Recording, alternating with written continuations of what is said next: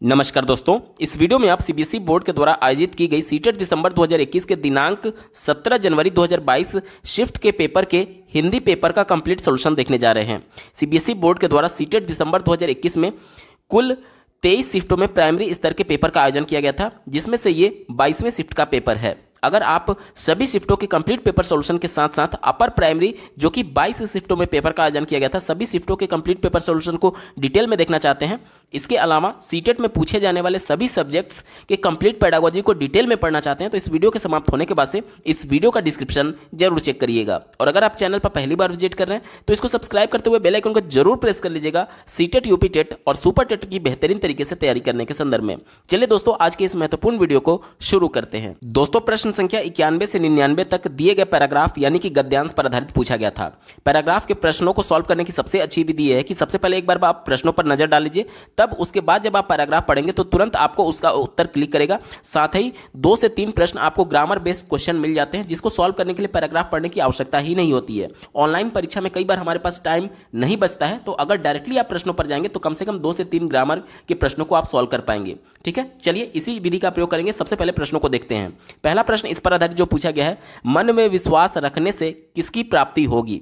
अगला प्रश्न 92 नंबर का आप अपने स्क्रीन पर देख पा रहे होंगे, पूछा गया था वास्तविक ज्ञान किसे कहते हैं। 93 नंबर का प्रश्न पूछा गया था संघर्ष अकेले करना होता है, इस वाक्य का क्या अर्थ है। अगला प्रश्न है जिंदगी हमें रोने के 100 मौके देती है तो मुस्कुराने के भी 1000 बहाने देती है, इस लाइन से क्या मतलब है। अगला प्रश्न पूछा गया है निम्नलिखित में से कौन सा समूह भिन्न है। ध्यान से समझिएगा, ये एक ऐसा प्रश्न है जिसको सॉल्व करने के लिए आपको पैराग्राफ पढ़ने की आवश्यकता ही नहीं है। यहाँ पर देखिए, दिन और रात एक दूसरे का बिल्कुल विलोम है, अंधेरा और उजाला एक दूसरे का बिल्कुल विलोम है, गोरा और काला एक दूसरे का बिल्कुल विलोम है। लेकिन अगर बात करें तरह तरह, तो ये एक दूसरे का विलोम नहीं है बल्कि पुनरुक्त शब्द है। तो ये सभी जो थे वो एक दूसरे के विलोम थे, लेकिन ये वाला जो शब्द है ये पुनरुक्त शब्द है। इसलिए हमसे पूछा गया था कि कौन सा भिन्न है, कौन सा भिन्न है, तो ऑप्शन नंबर 4 ही इसका सही जवाब हो जाएगा, क्योंकि ये पुनरुक्त शब्द है, बाकी वाले विलोम शब्द थे। ऑप्शन नंबर 4 बिल्कुल सटीक जवाब होगा। चलिए बढ़ते हैं अगले प्रश्न की तरफ। 96 नंबर का प्रश्न आप अपने स्क्रीन पर देख पा रहे होंगे। कहा जा रहा है कि कौन सा प्रश्न जोड़ा गद्यांश में नहीं है। ठीक है, तो इसको आप पैराग्राफ पढ़ करके ही उत्तर दे पाएंगे। अगला प्रश्न देखिए, फिर से ग्रामर बेस पूछा गया है, पतन शब्द का विलोम शब्द क्या होगा। तो पतन का विलोम क्या हो जाएगा, उत्थान हो जाएगा। विकल्प नंबर 3 यहां पर बिल्कुल एप्रोप्रिएट हो जाएगा। ठीक है, चलिए बढ़ते हैं अगले प्रश्न की तरफ। 98 नंबर का प्रश्न पूछा गया था गद्यांश के अनुसार सच्ची शक्ति क्या है। और इस पर आधारित जो अंतिम प्रश्न है 99 नंबर का आप अपने स्क्रीन पर देख पा रहे होंगे, जमीन पर रहकर आसमान को जीतना है, इस लाइन का भाव क्या है। देखिए, टोटल 9 प्रश्न थे, जिसमें से 2 प्रश्न बिना पैराग्राफ को पढ़े हमने ग्रामर बेस्ड क्वेश्चन को सॉल्व कर लिया। अब बाकी के प्रश्नों को सॉल्व करने के लिए आपको पैराग्राफ पढ़ने की आवश्यकता होगी। चलिए जल्दी से पैराग्राफ को पढ़ लेते हैं। दिया गया है मन में विश्वास रखें तो कोई हार नहीं सकता। एक पहला ही प्रश्न पूछा गया था कि मन में विश्वास रखने से किसकी प्राप्ति होगी, तो हार नहीं सकता यानी किसकी प्राप्ति हो रही है, जीत की प्राप्ति हो रही है। ठीक है, आगे पढ़िए। पर मन में शंका रहे तो कोई जीत नहीं सकता। जिंदगी हमें रोने के 100 मौके देती है तो मुस्कुराने के भी 1000 बहाने देती है। प्रकृति ने हर चीज का एक जोड़ा बनाया हुआ है, रात दिन, अंधेरा और उजाला, गोरा और काला, अच्छा और बुरा, उत्थान और पतन, हार और जीत। ठीक है, एक प्रश्न पूछा गया था कि एक निम्न जोड़े में से कौन सा पैराग्राफ में मेंशन नहीं किया गया था, तो यहां पर देख लीजिए सुख और दुख की बात नहीं की गई है। ठीक है, चलिए उसको उत्तर हम लोग देख लेंगे। आगे पढ़िए। सभी को इन 2 परस्पर विरोधी चीजों के बीच संघर्ष करते रहना होता है, संघर्ष अकेले ही करना होता है। भीड़ तो उमड़ती है जीत जाने के बाद, बस इतना सा हुनर सीखना है, जमीन पर रह करके आसमान को जीतना है। ठीक है, आगे पढ़िए। दूसरों को समझना बुद्धिमानी है, खुद को समझना असली ज्ञान है। एक प्रश्न पूछा गया था कि असली ज्ञान क्या है, तो खुद को समझना असली ज्ञान है। आगे पढ़िए। दूसरों को काबू करना बल है और खुद को काबू करना वास्तविक शक्ति है। एक प्रश्न पूछा गया था कि वास्तविक शक्ति क्या है, तो खुद को कंट्रोल करना, खुद को काबू करना, ये वास्तविक शक्ति हो जाएगी। ठीक है, चलिए अब पैराग्राफ के बचे हुए प्रश्नों को देख लेते हैं। पहला प्रश्न पूछा गया था मन में विश्वास रखने से किसकी प्राप्ति होती है, तो इसका उत्तर क्या हो जाएगा, ऑप्शन नंबर 1 जीत की प्राप्ति होती है। चलिए अगले प्रश्न की बात करेंगे। 92 नंबर का प्रश्न आप अपने स्क्रीन पर देख पा रहे होंगे। पूछा गया है कि वास्तविक ज्ञान किसे कह सकते हैं, तो यहां पर देख सकते हैं आप अपने बारे में समझ बनाना यानी कि खुद को जानना ही वास्तविक ज्ञान होता है। पैराग्राफ में हमने देखा था। विकल्प नंबर 2 यहां पर बिल्कुल एप्रोप्रिएट हो जाएगा। 93 नंबर का प्रश्न आप अपने स्क्रीन पर देख पा रहे होंगे। संघर्ष अकेले करना होता है, इसका क्या अर्थ है? तो देखिए ऑप्शन नंबर 2 में बात की गई है संघर्ष में स्वयं ही जूझना होता है। पैराग्राफ के अनुसार विकल्प नंबर 2 बिल्कुल एप्रोप्रिएट है। अगला प्रश्न पूछा गया था, जिंदगी हमें रोने के 100 मौके देती है तो मुस्कुराने के भी 1000 बहाने देती है, इस लाइन से क्या तात्पर्य है? तो इसका उत्तर हो जाएगा दिए गए विकल्प में, देखिए ऑप्शन नंबर 2, जिंदगी में सुख दुख दोनों ही होते हैं। ठीक है, ऑप्शन नंबर 2 बिल्कुल एप्रोप्रिएट जवाब हो जाएगा। 95 नंबर का प्रश्न पहले ही हमने देख लिया था कि कौन सा समूह से भिन्न था, तो इसका उत्तर हो जाएगा ऑप्शन नंबर 4 था, तरह तरह। ठीक है, आगे बात करेंगे 96 नंबर का प्रश्न। 96 नंबर के प्रश्न में पूछा गया था निम्न में से कौन सा जोड़ा गद्यांश में नहीं है? तो हमने देखा था रात और दिन गद्यांश में था, अच्छा बुरा भी गद्यांश में था, उत्थान और पतन भी था, लेकिन सुख और दुख इस पद्यांश गद्यांश में मेंशन नहीं था और यही हमसे पूछा गया था, इस वजह से विकल्प नंबर 2 यहां पर बिल्कुल एप्रोप्रिएट जवाब हो जाएगा। बात करेंगे 97 नंबर प्रश्न की। पूछा गया है पतन का विलोम हमने पहले ही देख लिया, उत्थान हो जाएगा ऑप्शन नंबर 3। और इस पर आधारित जो अगला प्रश्न पूछा गया था 98 नंबर का, आप देख पा रहे होंगे गद्यांश के अनुसार सच्ची शक्ति क्या है? तो इसका उत्तर हो जाएगा स्वयं पर नियंत्रण रखना। जो व्यक्ति स्वयं पर खुद को कंट्रोल कर लेते हैं उन्हीं के पास सच्ची शक्ति है, गद्यांश में मेंशन किया गया था। विकल्प नंबर 3 बिल्कुल एप्रोप्रिएट जवाब है। इस पर आधारित जो अंतिम प्रश्न पूछा गया था वो था कि जमीन पर रह करके आसमान को जीतना है, इसका भाव क्या है? तो इसका भाव हो जाएगा विनम्रता के साथ सफलता की ऊंचाइयों को छूना। ऑप्शन नंबर 2 बिल्कुल एप्रोप्रिएट जवाब हो जाएगा। चलिए दोस्तों, हमने 99 तक के प्रश्नों को देख लिया, बाकी 100 से 105 तक के प्रश्न एक अन्य पद्यांश पर आधारित पूछे गए थे, यानी कविता पर आधारित पूछे गए थे। इसके भी प्रश्नों को डायरेक्टली हम लोग देखेंगे और उसके बाद से इस कविता में इसका उत्तर ढूंढने की कोशिश करेंगे। पहला प्रश्न दिया गया है, कवि के अनुसार विदेशियों की किस बात की नकल नहीं की गई है? बात करेंगे 101 नंबर के प्रश्न की। आप अपने स्क्रीन पर देख पा रहे होंगे, पूछा गया है कविता के किस शब्द के माध्यम से विदेशियों का अनुकरण करने वालों पर व्यंग्य किया गया है? अगला प्रश्न पूछा गया है, उन्हीं में सन्न गए पंक्ति का भाव क्या है? अगला प्रश्न है, जिनका स्वाभिमान समाप्त हो गया है उनका जीना।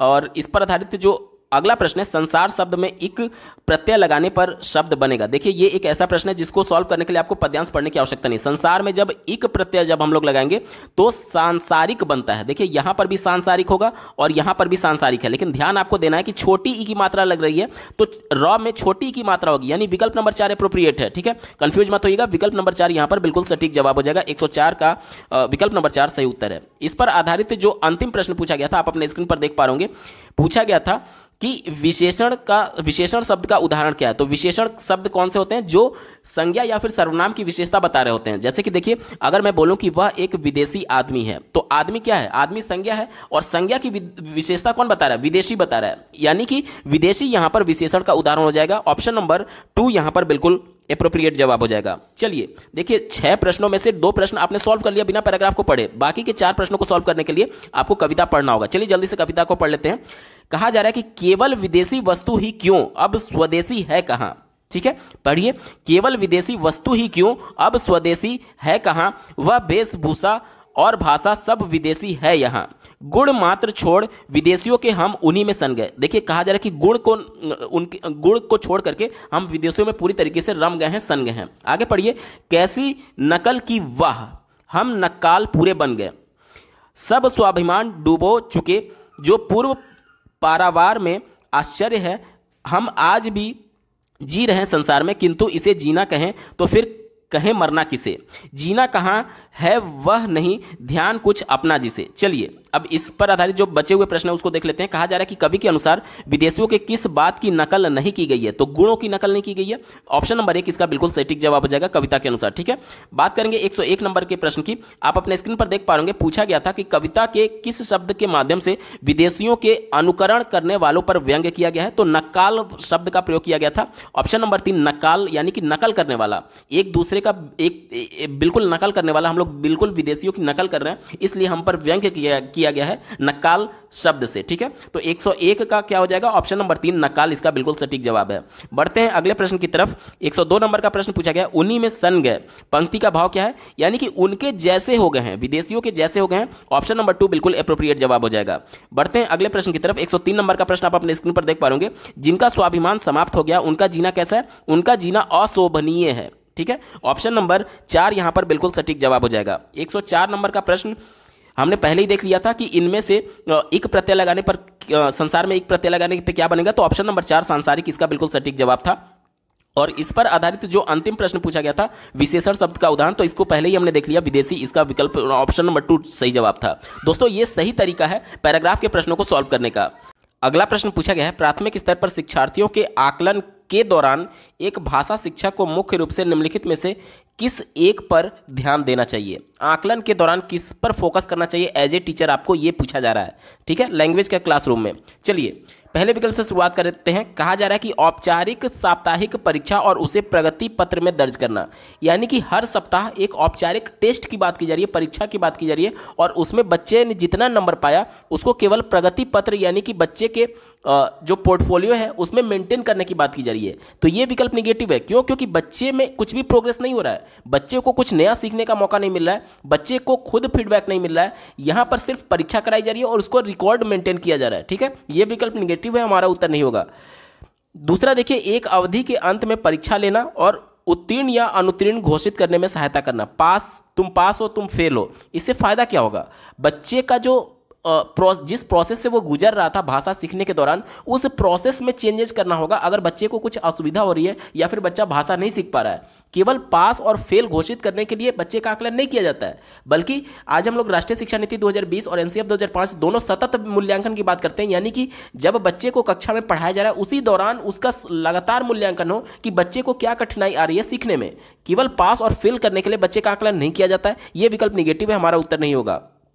चौथा देखिए, भाषा के अभ्यास में वृद्धि। अभ्यास यहाँ पर होमवर्क की बात की जा रही है। देखिए आगे देखिएगा, अभ्यास में वृद्धि विविधता लाने हेतु प्रतिदिन कक्षा कार्य एवं गृह कार्य के रूप में दत्त कार्य देना, यानी कि होमवर्क और क्लास वर्क इसमें बढ़ाने की बात की जा रही है। तो इससे बच्चा नहीं सीखेगा। कक्षा भाषा की कक्षा है तो बच्चे को जितना इंटरेक्शन करने का मौका मिलेगा उसके माध्यम से वो सीखेगा, केवल होमवर्क के माध्यम से बच्चा भाषा नहीं सीख सकता। इस वजह से ये निगेटिव था, हमारा उत्तर नहीं होगा। एक ही विकल्प बच्चा ऑप्शन नंबर 3 देखिए, शिक्षार्थियों के निष्पादन, यानी कि निष्पादन मतलब कि आउटपुट की बात की जा रही है, के बारे में विविध तरीकों से जानकारी, यानी कि बच्चा किस प्रकार से सीख रहा है, बच्चा कितना तक सीख चुका है, बच्चे के सीखने की प्रगति कैसी है, बच्चा किस स्थिति में है सीखने के दौरान, ये सभी चीज़ों की जानकारी एकत्रित करना और उसे शिक्षार्थियों एवं उनके माता पिता के साथ साझा करना। अब देखिए, जब बच्चे को खुद बताया जाएगा, यानी बच्चे को फीडबैक मिल रहा है कि हाँ वो कितने गति से सीख पा रहा है, यानी बच्चे को भी इसमें शामिल किया जा रहा है। और ये चूंकि भाषा की कक्षा है, ध्यान दीजिएगा, अगर हिंदी बच्चे को पढ़ाया जा रहा है तो हिंदी बच्चे ने मातृभाषा के तौर पर पहले से अर्जन किया था, यानी कि माता पिता को भी इसमें इंक्लूड किया जा सकता है बच्चे को भाषा सिखाने के संदर्भ में, ठीक है। यानी कि मान लीजिए बच्चा इंटरेक्शन नहीं कर पा रहा है या फिर इसके दौरान कुछ गलतियां कर रहा है, तो माता पिता जितना ज्यादा अपने बच्चे से इंटरेक्शन करेंगे वो उतना ज्यादा कंफर्टेबल होगा दूसरे व्यक्तियों से बातचीत करने के संदर्भ में। इसलिए यहां पर माता पिता से भी उनके निष्पादन यानी आउटपुट को साझा करना इंपॉर्टेंट था। यह विकल्प बिल्कुल अप्रोप्रिएट है और विकल्प नंबर 3 बिल्कुल सटीक जवाब होगा। अगला प्रश्न पूछा गया था, बच्चे एक या एक से अधिक भाषाओं के ज्ञान के साथ विद्यालय आते हैं। एक से अधिक भाषाओं का ज्ञान बच्चों को किसमें सहायता करता है, ये हमसे पूछा जा रहा है। ध्यान से समझिएगा, जैसे मान लीजिए यूपी की ही बात करें तो कोई बच्चा घर में भोजपुरी बोल रहा होगा और हिंदी भी बोल लेता है, तो वो बच्चा जब विद्यालय में जा रहा है तो कम से कम 2 भाषाएं वो जान रहा है, एक तो भोजपुरी, दूसरी हिंदी, ठीक है। और कुछ बच्चे इंग्लिश भी थोड़ा टूटे फूटे शब्दों के साथ बोल लेते हैं। तो ये कई भाषाओं के साथ जब विद्यालय जाते हैं तो ये उनको किसमें सहायता करता है, ये प्रश्न हमसे पूछा जा रहा है। चौथे विकल्प से शुरुआत करेंगे, दिया गया है अधिक अंक प्राप्त करने के लिए उन भाषाओं की लिपि सीखने में। देखिए, अंक प्राप्त करना बहुत संकुचित होता है। यहाँ पर अधिगम का मेन जो फोकस है या फिर बच्चे को पढ़ाने का मेन उद्देश्य ये होता है कि उसको समाज के लिए तैयार करना, कि जब वो पढ़ाई कंप्लीट करके, अब जिंदगी भर तो पढ़ेगा नहीं, तो जब वो पढ़ाई कंप्लीट करके समाज में जाएगा तो समाज के नियमों के अंतर्गत अनुक्रिया कर पाए या फिर अपने आप को समाज के प्रति अनुकूलन कर पाए, समाज की परिस्थितियों के अनुसार अपने आप को ढाल पाए। ये होता है शिक्षा का मेन महत्व, ठीक है। तो यहाँ पर अंक पाना बहुत संकुचित है, निगेटिव सेंस में हमारा उत्तर नहीं होगा। क्योंकि मान लीजिए कोई रट करके अगर नंबर भी पा लेता है तो इसका मतलब ये थोड़ी है कि बच्चा सीख रहा है, बच्चा रट लिया है। देखिए, अधिगम में और रटने में बहुत डिफरेंस है। रटना उसके लिए कुछ खास एक तरीके से बच्चे ने अधिगम नहीं किया, क्योंकि अधिगम का मतलब ये होता है कि बच्चे के प्रयास के माध्यम से उसके व्यवहार में परिवर्तन हुआ। अब जो चीज़ बच्चे ने रटा हुआ है वो उसके व्यवहार में नहीं आएगा, क्योंकि जैसे ही परीक्षा खत्म होगी वो उन सभी चीज़ों को भूल जाएगा। लेकिन अगर प्रयास के माध्यम से वो उन चीज़ों को सीखा है तो बच्चे के व्यवहार में परिवर्तन हो गया, यानी कि जीवन पर्यंत वो सभी चीज़ें उसके माइंड में रहती हैं और कभी ऐसी परिस्थिति आ गई तो वो सभी चीज़ें रिकॉल भी हो जाती हैं। यानी कि रटने वाली चीज़ें हमारे साथ बहुत कम समय के लिए रहती हैं और व्यवहार में परिवर्तन ही अधिगम है। तो इस कंडीशन में यहाँ पर अंक पाना निगेटिव था, हमारा उत्तर नहीं होगा। तीसरा देखिए, अन्य विद्यार्थियों के साथ ना जुड़ने और संवेदनशील होने में। देखिए, जब बच्चा एक से ज़्यादा भाषाओं के बारे में जानना है तो यह जाहिर सी बात है, जो दूसरा बच्चा पर्टिकुलर किसी उन सभी भाषाओं में से एक भाषा को जानता होगा उसे से तो कम्युनिकेट कर ही पाएगा उस भाषा में। और विकल्प क्या कह रहा है कि दूसरे विद्यार्थियों के साथ ना जुड़ने में, ये तो उसको मदद करेगा ना कि जितनी ज़्यादा भाषाएं जानेगा वो दूसरे के माध्यम से दूसरे बच्चे से कम्युनिकेट कर पाएगा उस भाषा का प्रयोग करते हुए। और ये विकल्प उसका उल्टा बोल रहा था, इस वजह से उत्तर नहीं होगा। दूसरा देखिए, राष्ट्र के रीति रिवाजों एवं अन्य संस्कृतियों को समझने में। देखिए, जितनी ज़्यादा भाषाएं जानी जाएंगी उतना निश्चित तौर पर दूसरे के लैंग्वेज के बारे में बच्चा डीपली जान पाएगा, लेकिन यहाँ पर उसकी संस्कृति के बारे में और रीति रिवाज के बारे में जानने में ये कम एप्रोप्रिएट है। कैसे? मान लीजिए मैं इंग्लिश बोल रहा हूँ, तो अब अमेरिका में कौन कौन से फेस्टिवल मनाए जाते हैं, वहाँ पे क्या हो रहा है, ऐसा थोड़ी है कि मैं इंग्लिश बोल रहा हूँ तो उनके कल्चर के बारे में भी जान जाऊँगा, उनके रीति रिवाज के बारे में जान जाऊँगा। ऐसा पॉसिबल थोड़ी है। हाँ, भाषा कुछ हद तक उनको एक तरीके से समझने में मदद करता है, लेकिन ऐसा नहीं कि आप उनके रीति रिवाज और संस्कृतियों के बारे में पूरी तरीके से समझ सकते हैं। ये संकुचित था, हमारा उत्तर नहीं होगा। एक ही विकल्प बचा ऑप्शन नंबर 1। देखिए, अन्य भाषाओं एवं नए भाषाओं विषयों को आसानी से सीखने में। अब देखिए, अन्य भाषा जैसे कि मान लीजिए मैं आपको हिंदी में पढ़ा रहा हूँ और इंग्लिश का जब पेपर सॉल्व कराता हूँ तो उसके जो कठिन वर्ड्स होते हैं उसको हिंदी में ट्रांसलेट करता हूँ, यानी टारगेट लैंग्वेज इंग्लिश थी और उसको मैंने हिंदी के माध्यम से आपको पढ़ाया। यानी कि जो मदर टंग या फिर जो भाषाएं मैं जानता हूँ वो दूसरी लैंग्वेज को सीखने में मेरी मदद करेगी। यही बात विकल्प नंबर 1 कह रहा है और यही बिल्कुल एप्रोप्रिएट जवाब होगा। विकल्प नंबर 1 सही उत्तर है। अगला प्रश्न पूछा गया था, कक्षा 3 के विद्यार्थी की कॉपी देखते समय भाषा की शिक्षिका ने कुछ त्रुटियां देखी, यानी कुछ गलतियां देखी और महसूस किया कि। चलिए पहले विकल्प से शुरुआत करेंगे। कहा जा रहा है कि बच्चे लापरवाह हैं और इसलिए वे त्रुटियां करते हैं। देखिए, मैं पहले भी कई वीडियोज में बता चुका हूं कि जो भी विकल्प बच्चे की गलती को दर्शाता हो वो विकल्प हमेशा निगेटिव होगा, कभी भी आपका उत्तर नहीं होगा। क्यों? क्योंकि बच्चे उत्सुक होते हैं सीखने के लिए। अगर बच्चे ने कुछ गलती की है तो हो सकता है कि आपके शिक्षण विधि जो है, जो आपके पढ़ाने की तरीका है वो गलती है, इसकी वजह से बच्चे को कॉन्सेप्ट समझ में नहीं आया, इस वजह से बच्चे ने गलती की। यानी कि बच्चे की गलती कभी भी हमें स्वीकार नहीं करनी है। सीटेट की परीक्षा में हमेशा गलती या तो स्कूल की होगी या तो विद्यालय संस्थान की या तो टीचर की होगी। ठीक है, तो बच्चे लापरवाह होना, बच्चे की गलती दिखाई जा रही है, यह विकल्प निगेटिव है, हमारा उत्तर नहीं होगा। दूसरा देखिए, बच्चे त्रुटियां करते हैं एवं दोहरा रहे हैं क्योंकि इसके लिए वे उन्हें दंड नहीं दे रही है। अब देखिए, ये विकल्प भी निगेटिव है। त्रुटियां कर करके अब बार बार उसको रिपीट थोड़ी करेंगे। जैसे कि मान लीजिए एक बच्चे को प्रश्न दिया गया कि 2 + 3 = क्या होगा, तो बच्चे ने 6 बताया। अब बच्चे ने ये गलती कर दी, अब इसी बात को बार बार थोड़ी दोहराएंगे और इसलिए टीचर उनको दंड नहीं दे रही है। तो टीचर तो जान रही है ना कि बच्चे ने गलती किया है, तो दंड तो वैसे भी नहीं देना है, निगेटिव होता है। और साथ ही साथ जब बच्चे ने गलती की है तो कम से कम एज ए टीचर आपको कॉन्सेप्ट को फिर से पढ़ाना चाहिए या फिर जानने की कोशिश करनी चाहिए कि बच्चे ने आखिर ये गलती क्यों की। तो आप उन्हें दंड नहीं दे रही हैं या फिर कुछ भी नहीं कर रही हैं एज ए टीचर, तो फिर ये आपकी कमी है। ये भी विकल्प बिल्कुल निगेटिव है, हमारा उत्तर नहीं होगा। चौथा देखिए, एक शिक्षिका के रूप में उसे इस प्रकार की त्रुटियों पर ध्यान नहीं देना चाहिए। अब ये विकल्प कह रहा है कि बच्चे चाहे कुछ भी गलती करें, एज ए टीचर आप उस पर ध्यान ही मत दीजिए। तो क्या ये प्रैक्टिकली पॉसिबल है? अगर इस प्रकार से गलतियों को इग्नोर किया जाए तो बच्चे एक नया कहाँ कुछ सीख रहे हैं। बच्चे में तो केवल मिसकॉन्सेप्शन हो जाएगा ना कि हाँ, ये जो भी गलती चीज़ें वो सीख रहे हैं वो ऐसे ही आप एज ए टीचर उसको सीखने दे रहे हैं। यानी कि आप अपना रोल सही से अदा नहीं कर पा रहे हैं एज ए टीचर। बच्चे ने कुछ गलती की तो हो सकता है कि कॉन्सेप्ट क्लियर नहीं होगा, तो आपकी जिम्मेदारी थी कि बच्चे को फिर से कॉन्सेप्ट क्लियर कराया जाए ताकि भविष्य में इस प्रकार की गलतियां दोहराने की संभावना न रहे। और ये विकल्प कह रहा है कि गलतियों को इग्नोर करना चाहिए। ये विकल्प बिल्कुल निगेटिव है, हमारा उत्तर नहीं होगा। एक ही विकल्प बचा ऑप्शन नंबर 3। देखिए, बच्चों की त्रुटियां स्वाभाविक हैं और उनके अधिगम की संकेतक हैं। देखिए, बच्चे के द्वारा जब कोई प्रयास किया जाता है तो जाहिर सी बात है या तो बच्चा असफल होगा या तो सफल होगा।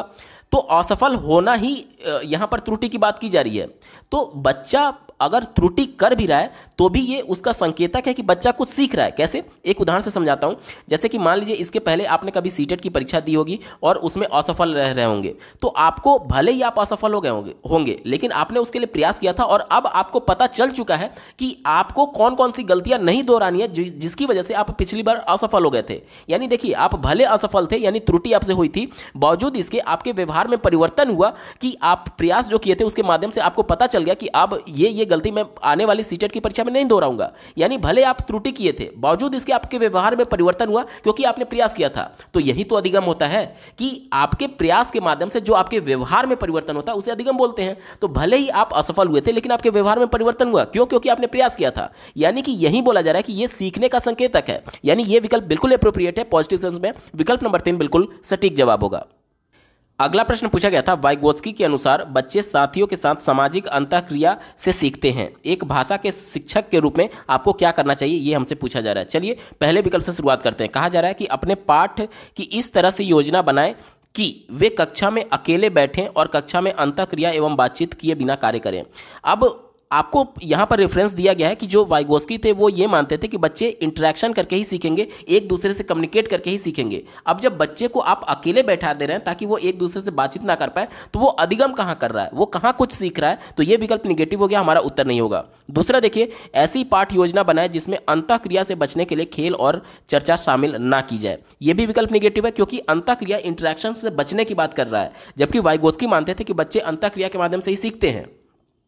तो ये भी विकल्प बिल्कुल निगेटिव है, हमारा उत्तर नहीं होगा। तीसरा देखिए, कक्षा में अनुशासन बनाए रखने के लिए प्रोत्साहन, पुरस्कार और दंड का प्रयोग करें। दंड जहां भी आ गया अब आपको सोचना ही नहीं है, ये विकल्प निगेटिव है, हमारा उत्तर नहीं होगा। ठीक है, एक ही विकल्प बचा, ऑप्शन नंबर 4 देखिए, जोड़े एवं समूह कार्य के लिए योजना बनाए ताकि वे साथियों के साथ अंतःक्रिया कर सके।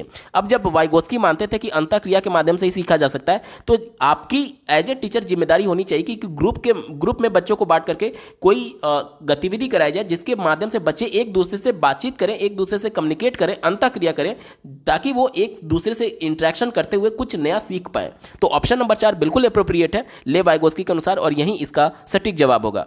अगला प्रश्न पूछा गया था, भारतीय कक्षाएं बहुभाषी कक्षाएं होती हैं। बहुभाषिकता के इस संदर्भ को ध्यान में रखते हुए प्राथमिक स्तर पर बहुभाषी कक्षा के बारे में निम्नलिखित में से कौन सा एक सर्वाधिक उपयुक्त है? सबसे पहले ध्यान से समझिएगा, एनसीएफ 2005 बहुभाषिकता को एक संसाधन के तौर पर देखता है। एनसीएफ 2005 ये कहता है कि बहुभाषिकता ये कहती है कि बच्चे को उसकी मातृभाषा में अपने आप को एक्सप्रेस करने का मौका दिया जाए। जैसे कि मान लीजिए उत्तर प्रदेश का कोई एक विद्यालय है जिसमें जो संप्रेषण का माध्यम है, जो भाषा बोली जाती है एज ए टीचर आपके द्वारा, वो हिंदी बोली जाती है। लेकिन मान लीजिए आपके ही कक्षा में पंजाब का कोई बालक आ गया जिसकी मदर टंग पंजाबी है, कोई उड़ीसा का बालक आ गया जिसकी मदर टंग उड़िया है, कोई साउथ का बालक आ गया जिसका तमिल, तेलुगु, मलयालम में से कोई भी एक लैंग्वेज हो सकता है। तो फिर एज ए टीचर आपके पास भी मजबूरी है कि भले राष्ट्रीय शिक्षा नीति 2020 ये कहती है कि बच्चे को उसकी मातृभाषा में सिखाना है, लेकिन क्या यह प्रैक्टिकली पॉसिबल है कि आपको इतनी मातृभाषाएं जैसे कि पंजाबी हो गया, उड़िया हो गया, मलयालम हो गया, तेलुगु हो गया, तमिल हो गया, सब भाषाएं आए? नहीं पॉसिबल है। इस वजह से बहुभाषिकता यह कहता है कि प्रत्येक बच्चे को उसकी मातृभाषा में एक्सप्रेस करने का मौका दिया जाए। यानी कि आप अपने लैंग्वेज में तो पढ़ाइए, आप हिंदी में ही पढ़ाइए, लेकिन उसके साथ साथ जो अन्य बच्चे हैं जो दूसरे राज्यों से आए हैं उनको उनकी मातृभाषा में एक्सप्रेस करने का मौका दीजिए, ताकि बच्चे सहज महसूस कर पाएं, उस इन्वायरमेंट में अपने आप को कंफर्टेबल फील कर पाएं। ठीक है, और इससे स्टार्ट करते हुए, यानी बच्चे अपनी मातृभाषा से स्टार्ट करेंगे और धीरे धीरे जो विद्यालय की औपचारिक भाषा है, जैसे कि आप हिंदी का प्रयोग कर रहे थे, तो हिंदी भाषा और अन्य भाषा को वो लोग सीखेंगे। ये होता है बहुभाषिकता का मतलब। इसी को ध्यान में रखकर के उत्तर ढूंढेंगे। चलिए, पहला विकल्प दिया गया है, शिक्षक को शिक्षार्थी की भाषा को नजरअंदाज करते हुए विद्यालय की भाषा पर ध्यान केंद्रित करना चाहिए। विकल्प निगेटिव है क्योंकि बहुभाषिकता ये कहती है कि बच्चे को उसकी मातृभाषा से ही स्टार्ट करा करके विद्यालय की भाषा या फिर अन्य भाषाओं की तरफ ले जाना है। यानी बच्चे की भाषा को, मदर टंग को नजरअंदाज नहीं किया जा सकता, और ये विकल्प उसको नजरअंदाज कर रहा है, इग्नोर कर रहा है। हमारा उत्तर नहीं होगा, निगेटिव था। दूसरा देखिए, घर की भाषा या मातृभाषा घर पर बोलनी चाहिए, ना कि विद्यालय में। यह भी विकल्प निगेटिव है। अब मान लीजिए कोई बालक है जिसको केवल मदर टंग आता था, औपचारिक भाषा, जैसे मान लीजिए वो भोजपुरी केवल बोल पाता है, ठीक है, अभी तक घर में, और जब वो विद्यालय में एडमिशन लेने गया तो आप उसको मना थोड़ी कर देंगे कि तुम्हें हिंदी नहीं आता है बोले तो मैं तुम्हारा एडमिशन नहीं लूंगा। एनसीएफ 2005 और राष्ट्रीय शिक्षा नीति 2020 दोनों ये कहती है कि बच्चे को उसकी मातृभाषा में ही पढ़ाना है। अगर बच्चा भोजपुरी भी बोल रहा है तो भी आपको कोशिश करनी है कि बच्चे को भोजपुरी में ही पढ़ाया जाए। अगर आप प्रैक्टिकली पॉसिबल नहीं है, आप भोजपुरी नहीं बोल पा रहे हैं, तो बच्चे को कम से कम एक्सप्रेस करने का मौका दीजिए, अपने आप को अभिव्यक्त करने का मौका, उसको उसकी मदर टंग यानी भोजपुरी में बोलने का मौका दीजिए। तो ये विकल्प बिल्कुल इसका विरोध कर रहा था, हमारा उत्तर नहीं होगा। तीसरा देखिए, भारत में एकल भाषी विद्यालय होने चाहिए तथा विद्यार्थियों को उनकी भाषा की प्राथमिकताओं के अनुसार प्रवेश देना चाहिए। यानी कि ये पहले बच्चों का एक टेस्ट लेने की बात की जा रही है कि बच्चे किस भाषा में कंफर्टेबल है। कोई हिंदी बोलना चाहता है तो हिंदी वाले स्कूल में केवल पढ़ेगा, कोई उड़िया बोलना चाहता है तो केवल उड़िया वाले विद्यालय में पढ़ेगा। तो ये विकल्प बिल्कुल निगेटिव है। कैसे? राष्ट्रीय शिक्षा नीति 2020 त्रिभाषा कॉन्सेप्ट पर काम कर रहा है। अभी भारत में द्विभाषा कॉन्सेप्ट लागू है, जिसके अंतर्गत एक बच्चे को मदर टंग और दूसरा फॉरेन लैंग्वेज इंग्लिश पढ़ाया जाता है, जिसे हम लोग आंग्ल भाषा के नाम से जानते हैं, हिंदी में। ठीक है। अब राष्ट्रीय शिक्षा नीति 2020 ये कहता है कि बच्चे को सीनियर सेकेंडरी यानी इंटरमीडिएट तक 3 लैंग्वेज कॉन्सेप्ट लाया जाएगा। यानी अभी तक तो जो 2 लैंग्वेज प्रक्रिया चल रही है वो तो चलेगी ही चलेगी। सीनियर सेकेंडरी यानी कि इंटरमीडिएट में बच्चे को एक फॉरेन लैंग्वेज भी पढ़ाया जाएगा, जैसे कि जापानीज हो गया, चाइनीज हो गया, और भी लैंग्वेज हैं, और इनमें से कोई भी एक लैंग्वेज अपनी इच्छा से बच्चा चुन सकता है। और ये त्रिभाषा कॉन्सेप्ट को राष्ट्रीय शिक्षा नीति 2020 सपोर्ट कर रही है। और विकल्प क्या कह रहा है कि एकल भाषी विद्यालय होना चाहिए, तो ये विकल्प बिल्कुल उल्टा है, हमारा उत्तर नहीं होगा। एक ही विकल्प बचा ऑप्शन नंबर 4 देखिए, शिक्षक शिक्षार्थियों को उनकी स्वयं की भाषा में संप्रेषण करने एवं अभिव्यक्त हेतु प्रोत्साहित करे और उनके विचारों को सम्मान दे। यह विकल्प बिल्कुल एप्रोप्रिएट है और यही इसका सटीक जवाब होगा। अगला प्रश्न पूछा गया था, भाषा शिक्षक ऐसा कार्य दें जो जोड़े या फिर समूह में किया जा सके, क्योंकि? तो ले-वाइगोत्स्की के सिद्धांत के अनुसार बच्चे जब ग्रुप में काम करते हैं, जोड़े में काम करते हैं, तो वह उन्हें इंटरेक्शन करने का मौका मिलता है, जिसकी वजह से वो लोग सीखते हैं। इसी को ध्यान में रखकर के उत्तर ढूंढेंगे। पहला विकल्प दिया गया है, जब बच्चे एक साथ कार्य करेंगे तो वो अपना कार्य शीघ्र समाप्त करने में सक्षम होंगे। काम को जल्दी खत्म करने की बात की जा रही है, इस वजह से जोड़े में बच्चों को बांटने की बात की जाती है। तो ये विकल्प निगेटिव है, हमारा उत्तर नहीं होगा, क्योंकि ले-वाइगोत्स्की ने समूह में कहा था कि बच्चे इंटरेक्शन के माध्यम से जल्दी सीखते हैं। ठीक है, तो काम को खत्म करना नहीं है, यहाँ पर बच्चे को सिखाना है इंटरेक्शन के माध्यम से, ये इंपॉर्टेंट था। तो पहला निगेटिव था, हमारा उत्तर नहीं होगा। दूसरा देखिए, इससे शिक्षक का कार्य कम होता है, क्योंकि समूह अवलोकन की तुलना में प्रत्येक बच्चे को व्यक्तिगत ध्यान देना कठिन है। यहां पर मैं पहले भी आपको बता चुका हूं कि जो भी ऐसा विकल्प है जो कि शिक्षक के काम को आसान या फिर कठिन करने की बात करता है, वो विकल्प हमेशा निगेटिव होता है। क्यों? क्योंकि आज हम लोग बाल केंद्रित शिक्षा की बात करते हैं, जिसमें बालक की जरूरतों को ध्यान में रखना है, टीचर की जरूरतों को ध्यान में नहीं रखना है। टीचर तो इसीलिए हायर किया गया ताकि आपको मतलब बाल केंद्रित शिक्षा के माध्यम से आपको पढ़ाया जा सके जो आपकी जरूरत है उसके अनुसार, ना कि टीचर्स को यहाँ पर केंद्र में नहीं रखना है। यह विकल्प शिक्षकों की बात कर रहा था कि उसके काम को आसान करने के लिए या फिर कम करने के लिए, इस वजह से निगेटिव हमारा उत्तर नहीं होगा। चौथा देखिए, यह उनके बीच अधिक अंक प्राप्त करने के लिए प्रतियोगिता को बढ़ावा देता है। मैं बार बार कह रहा हूं, जहां भी अंक की बात आ गई वो विकल्प हमेशा निगेटिव हो जाएगा, क्योंकि बच्चे का सीखना इंपॉर्टेंट है, ना कि नंबर पाना। अगर बहुत बच्चा रट करके टॉप भी कर लिया तो क्या फायदा, जब बच्चे ने कुछ नया सीखा ही नहीं।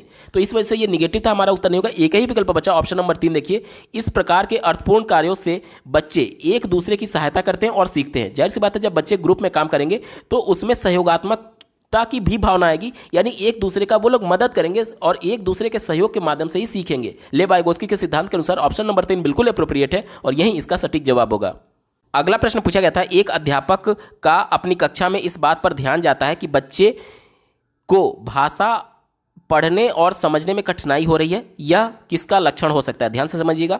पढ़ने में अक्षमता या फिर पढ़ने में कठिनाई को हम लोग डिस्लेक्सिया के नाम से जानते हैं। विकल्प नंबर 4 पढ़ने में अक्षमता, डिस्लेक्सिया, इसका बिल्कुल सटीक जवाब है। अगला प्रश्न पूछा गया था, निम्नलिखित में से कौन सा कथन प्राथमिक स्तर पर आकलन के संदर्भ में सही है? ध्यान से समझिएगा। राष्ट्रीय शिक्षा नीति 2020 सतत एवं व्यापक मूल्यांकन की बात करती है। सतत मतलब कि जो कॉन्टिन्यूअस चल रहा हो, यानी कि आकलन भी हो वो कॉन्टिन्यूअस हो, लगातार हो, यानी कि बच्चा कक्षा में कुछ भी गतिविधि कर रहा है, उस गतिविधि के दौरान ही बच्चे का मूल्यांकन होना चाहिए। इसे ही रचनात्मक मूल्यांकन कहा जाता है। और दूसरा होता है योगात्मक मूल्यांकन, यानी कि सत्र के अंत में जो फाइनल परीक्षा होती है उसे योगात्मक मूल्यांकन कहा जाता है। तो सत्र के अंत में जो फाइनल परीक्षा है वो बच्चे को अगली कक्षा में प्रमोट करने के लिए होता है, क्योंकि जब आप एक निश्चित मानक जो तैयार किया गया कि 35% या फिर 33% पा करके आप अगली कक्षा में जाएंगे, तो वो जांचने के लिए कि आपने वो जरूरी जो रिक्वायरमेंट है, जो निश्चित दक्षताएं हैं वो हासिल की हैं अथवा नहीं की हैं, इसको जानने के लिए फाइनल परीक्षा का आयोजन किया जाता है। लेकिन सत्र के बीच में बच्चे को सीखने में कहां पर कठिनाई आ रही है ये जांचने के लिए रचनात्मक आकलन किया जाता है, जो कि एक तरीके से सतत और व्यापक मूल्यांकन का रूप है, ठीक है। और एनसीएफ 2005 और राष्ट्रीय शिक्षा नीति 2020 दोनों सतत और व्यापक मूल्यांकन पर ही जोर देते हैं। इसलिए जो सत्र के अंत में परीक्षा है वो हमारे लिए इंपॉर्टेंट नहीं है। जहां जहां भी सत्र के अंत में या फिर केवल एक बार परीक्षा की बात करेगा वो विकल्प हमारा निगेटिव होगा। चलिए इसी को ध्यान में रख करके उत्तर ढूंढेंगे। पहला विकल्प कहा जा रहा है कि आकलन प्रत्येक सत्र के अंत में करना चाहिए। ये एक बार परीक्षा सत्र के अंत की बात कर रहा था, हमारा उत्तर नहीं होगा। दूसरा देखिए, आकलन राज्य आधारित प्रक्रिया होनी चाहिए तथा राज्य द्वारा पूरे राज्य में एक साथ ही आयोजित की जानी चाहिए। ये विकल्प निगेटिव है। आकलन जो होगा वो विद्यालय आधारित होनी चाहिए, यानी कि प्रत्येक विद्यालय में जब अलग अलग टीचर हैं तो प्रत्येक विद्यालय में जो टीचर हैं वो अपने बच्चे की कमजोरियों के बारे में जान सकते हैं या फिर उसकी ताकत के बारे में जान सकते हैं। इससे फायदा ये होगा कि देखिए, एक बच्चा, आज हम लोग समावेशी कक्षा की बात करते हैं, तो समावेशी कक्षा में कोई अधिगम विकार से जूझ रहा होगा, कोई अधिगम अक्षमता से जूझ रहा है, कोई शारीरिक अक्षमता से जूझ रहा है, कोई बहुत प्रतिभाशाली होगा, कोई बहुत कमजोर होगा। तो प्रत्येक बच्चे की रिक्वायरमेंट क्या है, जरूरत क्या है, उसके हिसाब से वहाँ का जो टीचर होगा वही बता सकता है। तो यहाँ पर आकलन इंपॉर्टेंट है, ना कि माध्यम इंपॉर्टेंट है कि किस माध्यम से परीक्षा हो रही है। अब जैसे मान लीजिए कोई बच्चा सुन नहीं सकता तो आप उसका मौखिक परीक्षा कैसे ले सकते हैं, प्रैक्टिकली संभव ही नहीं है। यानी कि जब एक राज्य में एक साथ आयोजित किया जाएगा तो इतने बच्चों का व्यक्तिगत जरूरतों को ध्यान में नहीं रखा जा सकता। इस वजह से यह विकल्प निगेटिव है, हमारा उत्तर नहीं होगा, ठीक है। चौथा देखिए, आकलन वर्ष में एक बार आयोजित करना चाहिए। ये भी विकल्प निगेटिव है, केवल क्योंकि सत्र के अंत में जो आकलन किया जाता है वो योगात्मक आकलन होता है। और पहले ही मैंने आपको बताया कि राष्ट्रीय शिक्षा नीति 2020 योगात्मक से ज्यादा रचनात्मक आकलन की बात करता है, यानी कि सतत मूल्यांकन की बात करता है। एक ही विकल्प बचा, ऑप्शन नंबर 3 देखिए, आकलन विद्यालय आधारित तथा शिक्षण अधिगम प्रक्रिया के साथ समावेशित होनी चाहिए। यह विकल्प बिल्कुल पॉजिटिव है और यही हमारा सटीक जवाब होगा। अगला प्रश्न पूछा गया है, निम्नलिखित में से आप किसे भाषा की कक्षा हेतु प्रमाणिक सामग्री के रूप में स्वीकार करते हैं। ध्यान से समझिएगा, लैंग्वेज क्लासरूम है जिसमें भाषा के लिए प्रमाणिक सामग्री क्या हो सकती है, पाठ्य पुस्तक, कार्य पुस्तिका, समाचार पत्र और पूरक पुस्तिका, इसके बारे में हमसे पूछा जा रहा है। देखिए, भाषा के संदर्भ में भाषा का जो सर्वोच्च एक तरीके से उद्देश्य होता है वो ये होता है कि बच्चे उस भाषा में कम्युनिकेशन करना सीख पाए, ठीक है। यानी कि बच्चे जितना ज़्यादा कंफर्टेबल होंगे और उनके परिवेश से जोड़ करके कोई टॉपिक बताया जाएगा उसमें बच्चा कंफर्टेबल होगा बातचीत करने में या फिर कम्युनिकेट करने में। समाचार पत्र क्या होते हैं, आपके दैनिक जीवन से संबंधित जो घटनाएं घट रही हैं आपके आसपास उसके बारे में लेख लिखे रहते हैं या फिर ज्ञापन होते हैं, उसी पर आधारित विज्ञप्ति होते हैं। तो समाचार पत्र बच्चे के परिवेश से जुड़ा हुआ है। यहाँ पर देखिए, पाठ्य पुस्तक तो एक सिलेबस तय हो गया, उसी के सिलेबस के अनुसार आपके पाठ्य पुस्तक में होगा। कार्य पुस्तिका की बात करें तो ये भी उसी टाइप से है। पूरक पुस्तिका की बात करें, यानी कि जब बच्चे को कुछ कॉन्सेप्ट नहीं समझ में आता है तो एक तरीके से रेमेडियल बुक की तरह इसको देखा जाता है, ठीक है। लेकिन ये सभी जो है वो औपचारिक तरीके से है और बच्चे के स्थानीय परिवेश से नहीं जुड़ा हुआ है। लेकिन अगर बात करें समाचार पत्र की तो ये बच्चे के स्थानीय परिवेश से जुड़ा हुआ होता है कि उसके बगल में, उसके मोहल्ले में, उसके जिले में क्या घटनाएं घट रही हैं और उन घटनाओं को लेकर के समाचार पत्र में आलेख या फिर एक तरीके से लेख लिखे होते हैं।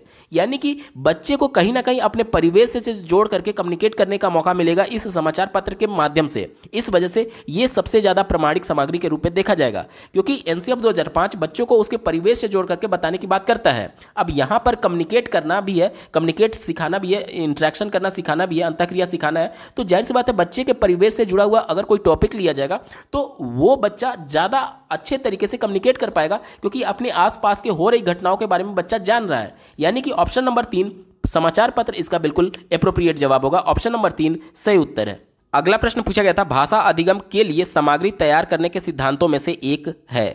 ध्यान से समझिएगा, चौथे विकल्प से शुरुआत करते हैं। कहा जा रहा है कि सामग्री छोटी और सीमित होनी चाहिए। यह विकल्प तो बिल्कुल सही है, पॉजिटिव है कि सामग्री जितना ज़्यादा छोटा होगा और कॉम्पैक्ट होगा उतना ही बच्चों के लिए आसान है। क्योंकि प्राइमरी स्तर के बच्चों के लिए आप एक कॉन्सेप्ट पर आधारित 4-5 पन्ने का कॉन्सेप्ट लिख करके नहीं देख सकते लेख के तौर पर। क्यों?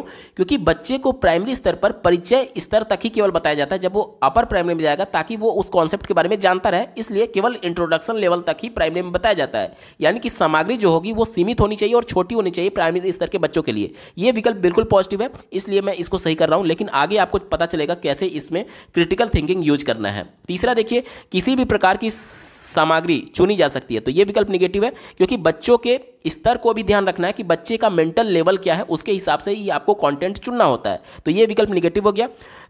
पहला विकल्प देखिए, प्रत्येक आयु वर्ग के लिए जटिल सामग्री चुनी जानी चाहिए। यहां पर जटिल की बात कर रहा है, जबकि बच्चे को आसान से जटिल की ओर ले जाया जाता है और पहले बच्चे को आसान के बारे में बताया जाता है, जबकि यह विकल्प जटिल सामग्री की बात कर रहा था। हमारा उत्तर नहीं होगा।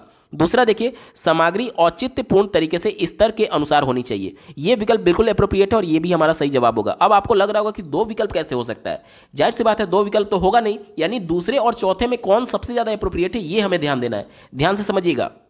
दूसरा विकल्प यह कह रहा है कि सामग्री औचित्यपूर्ण और स्तर के अनुसार होनी चाहिए। अब मैंने जब चौथे विकल्प को सही किया था तब मैंने आपको बताया था कि जाहिर सी बात है छोटे बच्चों के लिए, जो प्राइमरी स्तर के बच्चों के लिए, उनकी मानसिक स्तर के अनुसार ही आपको जो कंटेंट है वो तय करना होगा। अब यहां पर स्तर के अनुसार जब मैं बोल रहा हूं तो ये पहले से इस दूसरे वाले में इंक्लूडेड हो गया, यानी कि स्तर के अनुसार ये पहले से चौथा वाला विकल्प इसी की बात कर रहा था। इस वजह से चौथा वाला विकल्प अब यहां पर संकुचित हो जाएगा। इस वजह से हम इसको गलत कर देंगे और एक ही विकल्प बचेगा। ऑप्शन नंबर 2 यहां पर बिल्कुल एप्रोप्रिएट जवाब हो जाएगा। उम्मीद करता हूं आपको बेहतर तरीके से समझ में आया होगा।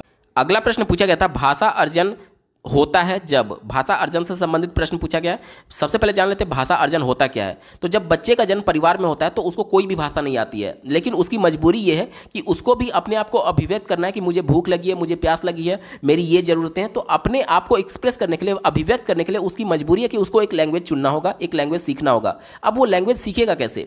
अपने माता पिता और साथ ही साथ आस पड़ोस के लोग और अपने परिवार के सदस्यों के द्वारा बोली जा रही भाषा का हूबहू वो अनुकरण करने लगता है बिना व्याकरण के नियमों के अंतर्गत। इसीलिए सबसे पहले वो उनके द्वारा जो भाषा बोली जा रही है उसको ध्यानपूर्वक सुनता है और छोटे छोटे वर्णों को वो दोहराने लगता है और धीरे धीरे शब्दों के बारे में सीखता है और उसके बाद से धीरे धीरे शब्दों को मिलाकर के वाक्यों के बारे में सीख जाता है। यानी कि अनौपचारिक तरीके से बिना व्याकरण के नियमों के अंतर्गत अनुकरण के माध्यम से सीखी गई लैंग्वेज को भाषा का अर्जन कहते हैं। ठीक है, इसी को ध्यान में रखकर के उत्तर ढूंढेंगे। और अगर व्याकरण के नियमों के अंतर्गत औपचारिक तरीके से विद्यालय में कोई भाषा सीखी जाती है तो उसे भाषा का अधिगम कहते हैं। हमसे प्रश्न अर्जन के संबंध में पूछा गया था, इसी को ध्यान में रखकर उत्तर ढूंढेंगे। पहला विकल्प दिया गया है, बच्चे को व्याकरण के नियम पढ़ाए जाते हैं। अर्जन में कोई भी व्याकरण का नियम नहीं पढ़ाया जाता है। जब आपका जन्म परिवार में हुआ था तो क्या आपके माता पिता के द्वारा आपको लैंग्वेज का व्याकरण यानी कि ग्रामर पढ़ाया गया था? नहीं पढ़ाया गया था। आप अनुकरण करते करते उस लैंग्वेज को सीखे थे, मदर टंग को। तो यह विकल्प निगेटिव है, हमारा उत्तर नहीं होगा। दूसरा देखिए, बच्चे पुरस्कार या दंड दिया जाता है। दंड हमेशा निगेटिव सेंस में होता है, कभी भी हमारा उत्तर नहीं होगा, यह विकल्प गलत हो गया। चौथा देखिए, बच्चा बिना सचेतन ध्यान के भाषा को ग्रहण करता है। यह विकल्प बिल्कुल एप्रोप्रिएट है। एक बार तीसरे विकल्प की बात कर लेते हैं, बच्चे को भाषा के अवसर मिलते हैं। देखिए, बच्चे को जब भाषा का अवसर मिलेगा तो वो टारगेट लैंग्वेज भी सीख सकता है औपचारिक तरीके से। जैसे कि मान लीजिए मदर टंग बच्चे को हिंदी आ गया, लेकिन इंग्लिश जो है वो उसके लिए टारगेट लैंग्वेज है। लेकिन आप सीबीएसई बोर्ड के जो इंग्लिश मीडियम स्कूल होते हैं उसमें देखते होंगे कि बच्चे को ये बाउंड कर दिया जाता है कि आपको इंग्लिश में ही कम्युनिकेट करना है। वहाँ के सभी टीचर्स भी इंग्लिश में कम्युनिकेट कर रहे होते हैं और सभी बच्चे भी इंग्लिश में कम्युनिकेट कर रहे होते हैं। तो ये अर्जन नहीं है, वो औपचारिक तरीके से विद्यालय में भाषा का ग्रहण कर रहा है, क्योंकि उसको एक तरीके से अवसर दिया जा रहा है, उसको मौका दिया जा रहा है। यानी कि भाषा का अधिगम भी अगर नेचुरल इन्वायरमेंट दे दिया जाए तो हो सकता है। यानी कि ये दोनों से जुड़ा हुआ है। भाषा का अवसर देने से ये अधिगम से भी जुड़ा हुआ है और अर्जन से भी जुड़ा हुआ है। इस वजह से ये केवल अर्जन के लिए नहीं है, हमारा उत्तर नहीं होगा। एक ही विकल्प बचा, ऑप्शन नंबर 4 देखिए, बच्चा बिना सचेतन ध्यान के भाषा को ग्रहण करता है। अब भाषा को ग्रहण करने का मतलब कि ये अर्जन से जुड़ा हुआ है, यानी बिना सचेतन मन। इसके लिए कोई भी व्याकरण का नियम बच्चा नहीं पढ़ रहा है, कोई भी ध्यान नहीं दे रहा है, सिर्फ और सिर्फ अपने आप को एक्सप्रेस करने के लिए बोली जा रही भाषा का हूबहू अनुकरण कर रहा है और उसके माध्यम से उस भाषा को ग्रहण कर ले रहा है। तो ये भाषा का अर्जन होगा। विकल्प नंबर 4 एप्रोप्रिएट है। अगला प्रश्न पूछा गया था, भाषा के उत्पादक कौशल हैं। उत्पादक कौशल को अंग्रेजी में प्रोडक्टिव स्किल कहा जाता है। देखिए, सबसे पहले तो जानिए भाषा के 4 कौशल होते हैं, सुनना, बोलना, पढ़ना और लिखना। इन 4 कौशलों को 2 भागों में बांटा गया है। एक प्रोडक्टिव स्किल, जिसे हिंदी में उत्पादक कौशल कहा जाता है, और दूसरा होता है रिसेप्टिव स्किल। अब देखिए, जो सुनना है और जो पढ़ना है, आप किसी के द्वारा बोली जा रही भाषा को सुन रहे होते हैं, यानी कि किसी ने लैंग्वेज को बोला, आप रिसीव किए, और किसी ने कोई लेख लिखा हुआ है या फिर बुक में कोई लेख लिखा हुआ है तो आप उसको पढ़ करके उसका अर्थ ग्रहण कर रहे हैं। यानी कि जहां पर सुनने की बात आएगी और पढ़ने की बात आएगी, वहां पर आप उस लैंग्वेज को रिसीव कर रहे होते हैं, तो इसे रिसेप्टिव स्किल बोला जाएगा। और अगर आप बोल रहे हैं यानी कि वाचन कर रहे हैं या फिर लिख रहे हैं, तो आप लैंग्वेज को प्रोड्यूस कर रहे हैं। ठीक है, जब आप बोलते हैं तो भाषा को आप प्रोड्यूस कर रहे होते हैं, या फिर लिख रहे होते हैं तो भाषा को प्रोड्यूस कर रहे होते हैं। तो प्रोडक्टिव स्किल, इसे ही उत्पादक कौशल कहा जाता है। तो ये कौन कौन सा हो जाएगा? वाचन और लेखन। दिए गए विकल्प ने देखिए, ऑप्शन नंबर 3 इसका बिल्कुल एप्रोप्रिएट जवाब होगा। अगला प्रश्न पूछा गया था, सभी बच्चे उन गतिविधियों द्वारा अभिप्रेरित होते हैं यानी कि मोटिवेटेड होते हैं जो क्या होते हैं? चलिए पहले विकल्प से शुरुआत करेंगे, जिनकी योजना वयस्क द्वारा बनाई जाती है। तो यहाँ पर बच्चे किसी काम में इंटरेस्ट लेंगे तभी उसमें इंटरनल मोटिवेशन जनरेट होगा, रुचि लेंगे तभी वो उस काम को करने के लिए तत्पर होंगे और इंटरनली मोटिवेटेड होंगे। तो कोई वयस्क के द्वारा ऐसा काम अगर गतिविधि बना दिया गया जिसमें बच्चे रुचि ही नहीं ले रहे हैं, तो वहाँ पर उनका इंटरनल मोटिवेशन नहीं होगा, यानी अभिप्रेरित बच्चे नहीं होंगे। यानी कि यहाँ पर वयस्क इंपॉर्टेंट नहीं है, बच्चे का रुचि इंपॉर्टेंट है, इस वजह से ये निगेटिव हो गया, हमारा उत्तर नहीं होगा। दूसरा देखिए, कहा जा रहा है कि जिनकी योजना बच्चों के द्वारा बनाई जाती है। अब मान लीजिए बच्चे ये योजना बना लें कि कल हम लोग आसमान में चलेंगे, तो क्या ये अर्थपूर्ण है? क्या प्रैक्टिकली पॉसिबल है? नहीं पॉसिबल है। तो ऐसी गतिविधि होनी चाहिए जो बनाए कोई भी, लेकिन बच्चों के मानसिक स्तर के अनुसार, उनके लेवल के अनुसार बिल्कुल एप्रोप्रिएट होना चाहिए, यानी जिसका कोई ना कोई सेंस हो। ठीक है, तो ये भी विकल्प निगेटिव हो गया, हमारा उत्तर नहीं होगा। चौथा देखिए, जो अध्यापकों के लिए अर्थपूर्ण हो। मैं बार बार कह रहा हूं, बाल केंद्रित शिक्षा में अध्यापक की बात ही नहीं करनी है। जो भी विकल्प अध्यापकों की बात करता है वो विकल्प हमेशा निगेटिव होगा, कभी भी हमारा उत्तर नहीं होगा। एक ही विकल्प बचा ऑप्शन नंबर 3, देखिए, जो बच्चों के लिए अर्थपूर्ण हो। ये सबसे ज्यादा इंपॉर्टेंट है, क्योंकि जब बच्चों के लिए अर्थपूर्ण होगा, यानी बच्चों के लिए एप्रोप्रिएट होगा, उसके मेंटल एज के हिसाब से, उसके मेंटल एबिलिटी के हिसाब से, तो बच्चा उसमें रुचि लेगा और रुचि की वजह से बच्चे अभिप्रेरित होंगे, यानी इंटरनल मोटिवेशन उसमें जनरेट होगा। विकल्प नंबर 3 बिल्कुल एप्रोप्रिएट है और यही इसका सटीक जवाब होगा। अगला प्रश्न पूछा गया था, द्विभाषी बच्चे या फिर दो भाषा जानने वाले बच्चे किसी से बात करते समय प्रायः एक भाषा के शब्दों का प्रयोग करते हैं, ये क्या कहलाता है? थोड़ा सा प्रश्न आपको समझने में दिक्कत होगा, मैं आसान भाषा में समझाता हूँ।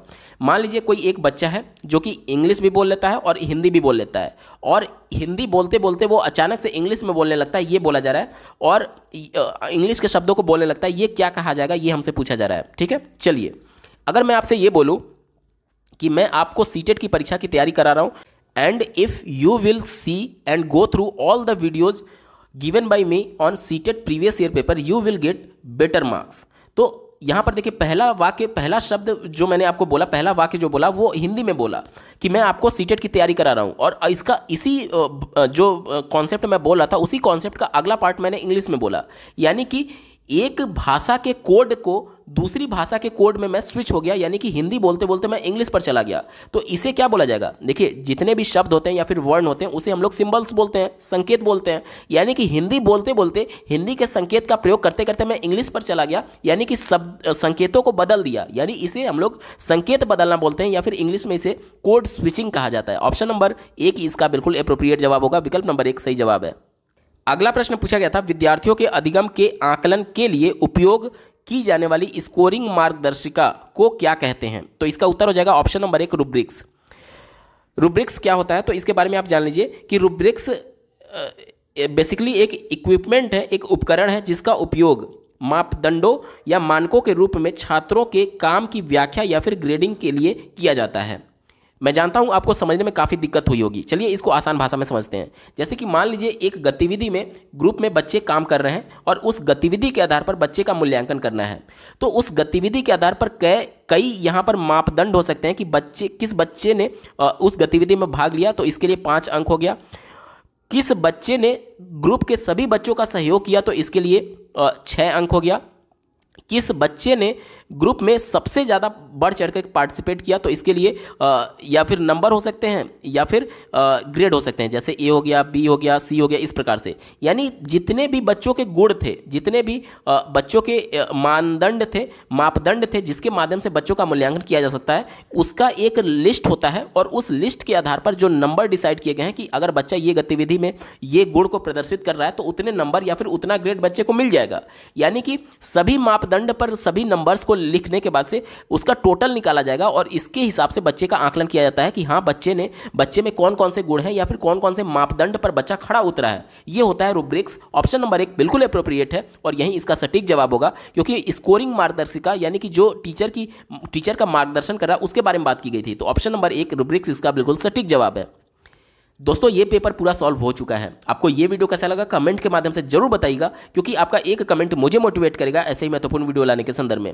अगर आप CTET upper primary previous year सभी सब्जेक्ट सभी शिफ्टों के कंप्लीट पेपर सॉल्यूशन के साथ साथ प्राइमरी के सभी शिफ्टों के पेपर के कंप्लीट सॉल्यूशन को डिटेल में देखना चाहते हैं, इसके अलावा सीटेट में पूछे जाने वाले सभी सब्जेक्ट्स की कंप्लीट पेडागोजी को डिटेल में पढ़ना चाहते हैं, तो इस वीडियो के बाद इस वीडियो का डिस्क्रिप्शन जरूर चेक करिएगा। और अगर आप चैनल पर पहली बार विजिट कर रहे हैं तो इसको सब्सक्राइब करते हुए बेल आइकन को जरूर प्रेस कर लीजिएगा, सीटेट, यूपी टेट और सुपर टेट की बेहतरीन तरीके से तैयारी करने के संदर्भ में। इस वीडियो को देखने के लिए आपका बहुत बहुत धन्यवाद। भगवान करे आपका दिन शुभ।